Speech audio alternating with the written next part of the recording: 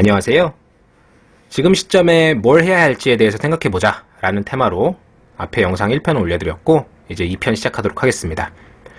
제가 요거 영상을 한 1시간 반 넘게 이렇게 정말 열심히 찍었는데 이게 마이크 단자가 연결이 좀 잘 안됐는지 목소리가 하나도 안 입혀졌어요. 그래서 다시 찍고 있습니다. 근데 뭐 좋게 생각해야죠. 뭐 중원본 했던 거 다 자르고 요약해서 바로바로 좀 짧은 시간 내로 이렇게 전달할 수 있다고 생각하고 좋게 접근하려고 합니다. 그래서 여러분들께는 더 좋은 상황이 될 수도 있어요. 일단은 시장이 빠질 때 가장 해서는 안 될 행동, 요거에 대해서 좀 먼저 살펴보려고 합니다. 여러분들 시장 하락이 나오면 어떤 생각이 먼저 드시나요? 첫 번째가 이제 공포심. 당연하죠. 무섭죠. 내 종목, 내 계좌가 녹아내리니까. 그리고 두 번째로 많이 하시는 게 뭐냐면 그걸 1번 주제로 놔볼게요. 바닥에서 다시 잡아야 할 것만 같은 생각에 저점을 예측하고 물량 지금 일단 던지기. 이거 생각 안 해보신 분 없을걸요? 근데 이거에 대한 의문을 먼저 좀 가져볼게요. 첫 번째, 저점이 어딘지 알 수 있나요? 두 번째, 저점이 와도 할 수 있을까요? 이 두 개에 대해서 조금 이따 다시 한번 논의해 볼게요. 그 다음에 두 번째, 이게 이제 소가로예요. 두 번째, 여러분들이 이제 1번 요거에 의해서 생각하는 그런 겁니다. 빠지는 거 보고 특정한 기준 없이 분할 매수 시작하기. 이게 좋게 말하면 분할 매수고 나쁘게 말하면 물타기죠. 이것도 절대 하면 안 돼요. 그래서 이 두 개에 대해서 좀 한번 얘기를 해볼게요. 일단은 저점이 어딘지는 아무도 알 수가 없습니다. 투자의 대가들이 뭐라고 얘기했냐면요, 지수는 예측이 아니라 대응하는 영역이다 라고 얘기를 해요. 굉장히 기본적인 격언이라고 할 수 있을 것 같아요. 굉장히 기본적인 사항입니다. 여러분들 빅쇼트 영화 보신 분들 많죠. 거기에서도 결국에는 버티고 버텨서 나중에 큰 수익을 낸 사람들이 나왔지만 그 사람들이랑 같은 생각하고 있는 사람이 과연 그 영화 속에 돈 번 그 소수 그거밖에 안 됐을까요? 문제는 뭐냐면요, 그 저점까지 올 때 그 주인공조차도 추가적으로 상승이 나와버리니까, 그러니까 하락에다 베팅을 했는데 상승이 나와버리니까 손실이 계속해서 쌓이고 있었잖아요. 그러다 제대로 하락이 나오니까 그때 수익을 크게 냈던 거였고요. 근데 만약에 예상보다 좀 빨리 들어가서 하락이 아니라 상승이 나오는 그 시간이 조금만 더 길어졌어도 강제 청산당하고 시장에서 퇴출을 당했을 거고요. 그런 사람들은 결국 똑같이 빅쇼트 주인공처럼 하락을 예측했지만 수익을 못 내고 시장에서 퇴출돼 버립니다. 그러니까 이거는 운의 영역도 굉장히 크게 작용을 하는 거예요. 뭐 방향은 알 수 있지만 그게 언제 올지는 아무도 알 수가 없습니다. 그래서 지수는 예측하는 게 아니라 대응을 해야 되는 영역이기 때문에 여러분들이 저점이 어딘지 예측하고서 저점에서 잡아야겠다 라고 생각을 하는 건 굉장히 위험한 행동이다, 이 얘기를 먼저 말씀드리는 거고요.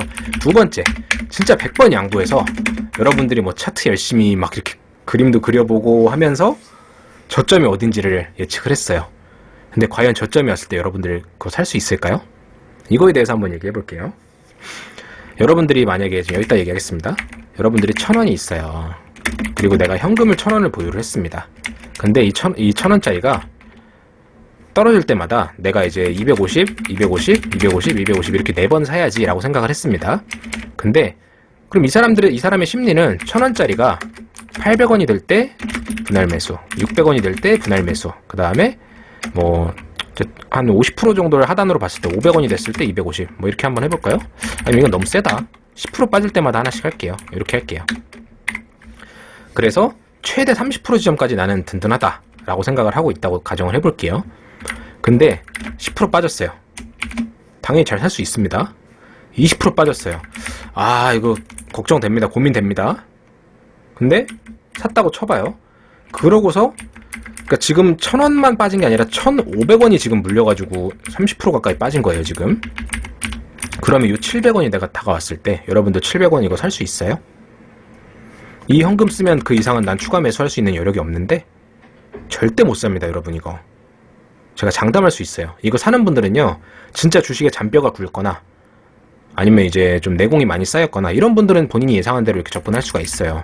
사람 심리가 본인이 가진 마지막 총알을 다 써버리지 못하기 때문에 이때 그냥 소심하게 한 100원만 매수를 하거나 아니면 뭐 50원만 매수를 하거나 이렇게 돼요, 사람 심리가. 그 다음에 내가 1000원짜리 주식을요 800원이 오면은 내가 800원이 돼가지고 손절을 했어요, 예를 들어서. 그리고서 내가 한 700원 정도 오면 다시 살려고 생각을 하고 있었는데, 여러분이 진짜 이때 800원대 손절을 했는데요 700원이 오잖아요. 그럼 700원대 여러분 풀매수 절대 못합니다.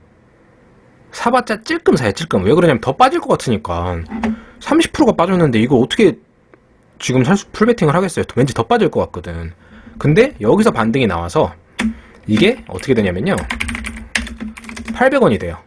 그러면 최소한 이때는 사야 그래야 본전이잖아요.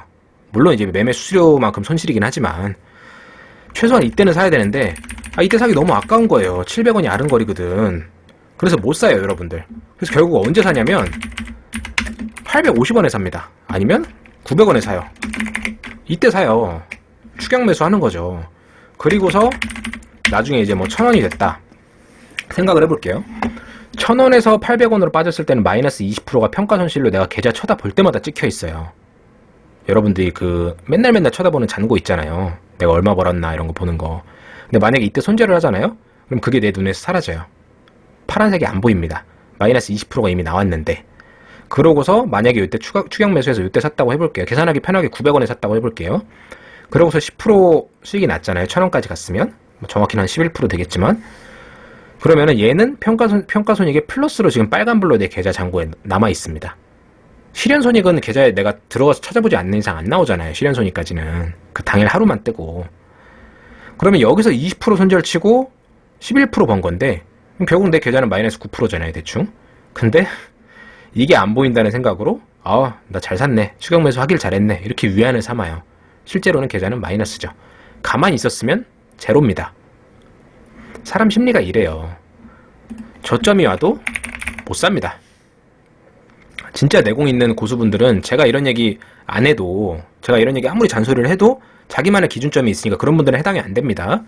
근데 이제 하락장을 진짜 못 겪어본 분들, 하락장이라 하면 이런 걸 얘기합니다. 요런 거, 또 요런 거, 요때도 있었죠. 요런 거, 이런 게 하락장이에요. 여러분들 잠깐 찔끔, 요거 하락장 절대 아닙니다. 이건 그냥 기간 조정이에요. 이런 때, 예를 들어서 진짜 이런 때요, 뭘 해도 아무것도 안 됩니다, 진짜. 이런 때 보시면은, 이런 때 여러분이 뭘 사가지고 뭘 해도요, 모든 종목들이 다 떨어져요. 이런 거 못 겪어보신 분들 있잖아요. 하락장이 얼마나 무서운지 모릅니다. 지하실 밑에 지하실이 있고, 그 밑에 땅 파니까 또 관이 들어있고, 관 밑에 또 지하실이 또 있고, 진짜 이런 거 못 겪어보신 분들은, 뭐 제 얘기하는 그 무서움이 뭔지 잘 모르십니다. 제가 이제 주식을 한 요때쯤 시작을 했어요. 이 하락장 때. 참. 이 생각만 해도 지금도 끔찍하네요. 참. 여튼 그렇습니다. 그래서 이제 같은 얘기인데, 빠지는 거 보고 특정한 기준 없이 분할 매수, 물타기 시전하는 거, 요것도 이제 하시면 안 돼요. 이게 무슨 얘기냐면, 요즘 그런 얘기들 많이 하거든요. 한 3일 정도 하락이 나오면 그 다음엔 반등이 나오는 경우가 많더라. 그리고 나름대로 근거도 제시를 합니다. 뭐 미수라는 그 돈 빌려서 쓸 수 있는 신용이랑 비슷한 건데, 미수는 이제 그 이틀까지만 빌릴 수가 있어요. 이틀까지 무조건 상환을 해야 됩니다. 그런 제도가 있어요. 여러분들은 얘기 안 할 거예요. 여러분들 쓰면 안 되니까. 그래서 그런 분들이 만약에 이틀까지 돈을 못 갚는다면 3일째 그냥 하한가에 반대매매를 걸어서 바로 청산을 해버리는 그런 제도가 있어요. 그 반대매매들이 쏟아져 나온 다음에 이제 어느 정도 반등으로 상승이 나오더라. 그래서 한 3, 4일째는 반등이 나오는 경우가 많기 때문에 빠질 때는 한 3분할 정도로 3일 정도의 분할 매수를 해라, 이렇게 얘기하는 사람들이 있는데요. 마찬가지로 하락장 안 겪어본 분들입니다. 3일이 아니고 3개월, 한 30개월이 하락이 올 수도 있어요. 그래서 그런 식으로 이제 접근하지는 마시고요. 대신에 이제 저 같은 경우는 제가 보는 기준점은 이제 그 외국인 선물 포지션을 전 많이 체크를 해요. 그거를 한번 차트로 같이 한번 볼게요. 이게 지금 코스피의 차트고요. 이게 이제 코스닥 차트인데 흐름은 어차피 똑같으니까 이거 뭐 그냥 비슷하다는 것만 보여드리고 이제 코스피 위주로 볼게요. 보면 다 그냥 똑같잖아요. 그냥 뭐 3월달에 최저점 나오고 쭉 오르고 쭉 오르고 이거잖아요. 선물지수는 코스피랑 직접적인 연관이 있는 거니까 코스피랑 비교를 한번 해볼게요. 요 3월 19일 날이 최저점이죠. 그리고 나서 V자 반등이 나왔어요. 근데 이때 진짜 빠지는 게 엄청 공포스러웠습니다. 보시면요, 이때 지수가 마이너스 4.5% 이렇게 내려갔다 오고, 이때는 뭐 지수가 마이너스 5%, 요거는 이제 지수가 마이너스 8% 찍고 반등해서 마이너스 3%로 빠진 거고, 이 최저점 때는 어마어마했습니다. 지수가 마이너스 9.5%, 마이너스 10%가 빠졌어요. 지수가 마이너스 10% 빠지면 개별 종목은 진짜 한 20%, 25% 이렇게 빠지는 거 진짜 허다합니다. 그 정도로 공포스러운 장이었는데, 이런 때 여러분들 추가 매수 할 수 있어요, 진짜로? 내가 만약에 이때 신규 진입한, 진짜 운 좋게 이때 진입한 사람들 정말 소수겠지만, 이런 거 말고, 예를 들어서, 이런 때 그냥 들고 있었어요. 이때 또 어떤 움직임이 있었냐면요. 이때 삼성전자가 6만 전자가 되면서, 역시 답은 삼전이다. 삼전 3호기 운동이 이제 한창 붐이 일어났었어요. 12월 요 근방이었던 걸로 기억을 하는데, 그래서 만약에 이때 들어간 사람들은요, 이 계좌가 진짜 반토막 나는 거 부지기수였어요. 진짜로.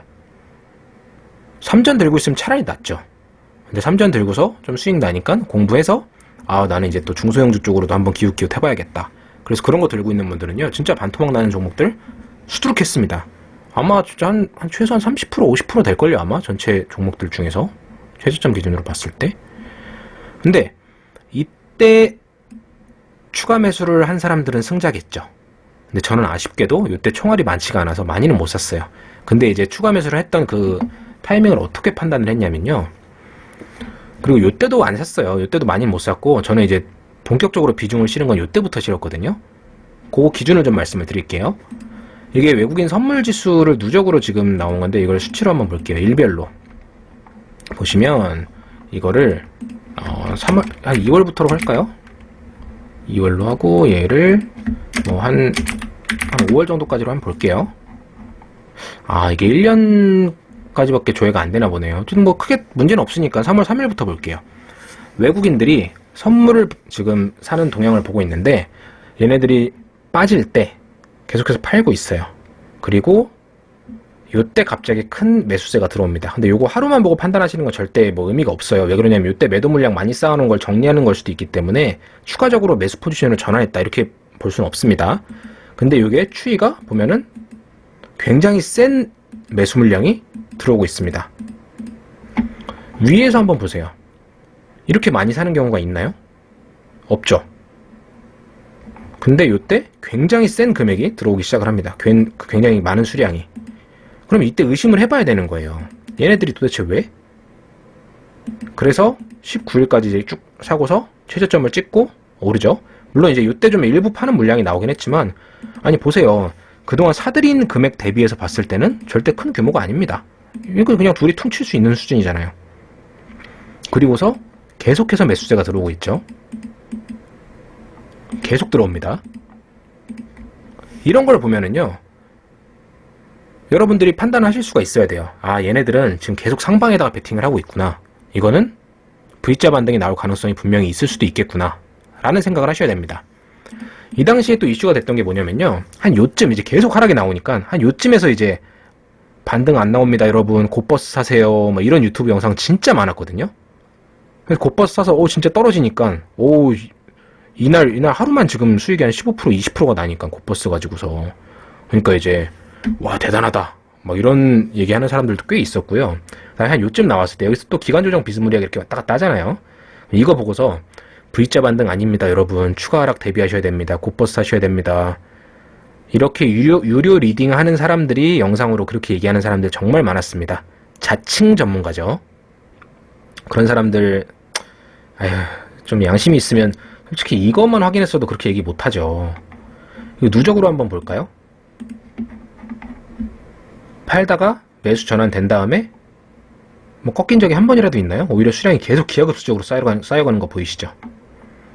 이걸 보고서 여기서 계속 곧버스 물 타세요 하락 나옵니다 이런 얘기 했던 사람들은 진짜 개미들 피를 빨아먹는 그런 존재들이에요. 아유, 참 그런 사람들은 네, 절대 이제 그렇게 장사하면 안 되는데 장사라고 하기도 좀 그렇네요. 그런 자칭 전문가들 중에서 만약에 그렇게 얘기하신 분이 있었다라고 한다면 그런 건 절대 그런 사람들 말 듣지 마세요.